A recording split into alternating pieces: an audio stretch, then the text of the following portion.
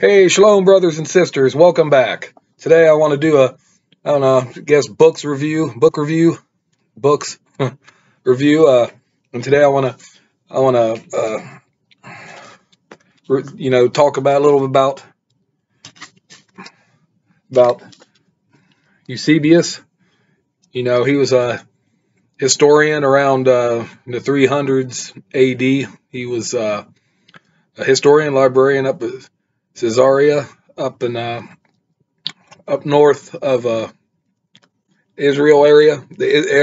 Excuse me. And anyways, he was what I would call a lapdog of Constantine the Great. He was at the Council of Nicaea. He wrote extensively about histories, what he knew from the libraries and everything.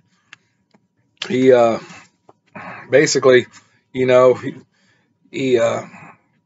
was a, I don't know, to me,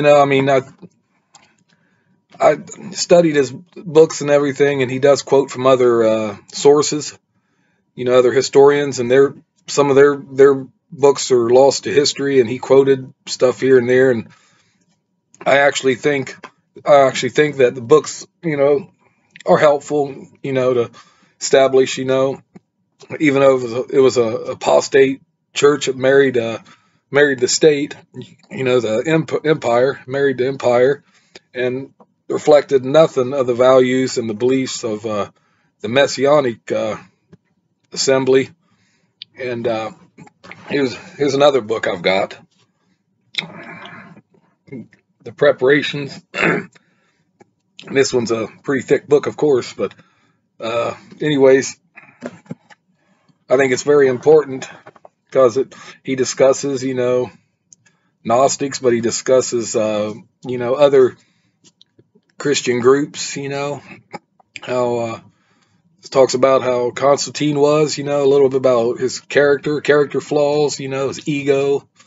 He talks about his mommy, Constantine's mommy, how him and her, they knew everything over scripture. They knew everything. And there was at least one time that Eusebius confronted Constantine one time about these visions that Constantine and his mom was having about, like, beliefs, scripture, the Holy Land, relics, things like that, but he did it smart, and he did it carefully so he wouldn't lose his head over it. And you could, when you study it, just read up on it. I encourage you to, just check the books out, check his writings out, because they do have a wealth of knowledge and information that we could, feed from. And also he talks about how the transfer from the Sabbath to Sunday was instituted, and how they did away with Passover and replaced it with Easter, things like that, but also there must stress another point. Another point is history. There is another person named Eusebius, but not well known as this Eusebius. But anyways, you could always get online, find used books on Amazon, other bookstores and things like that. You could look them up, download them, look them up, things, and I encourage you just to, study them when you can. I mean, if you're a book reader like me, it's knowledge is power, it's what I always say.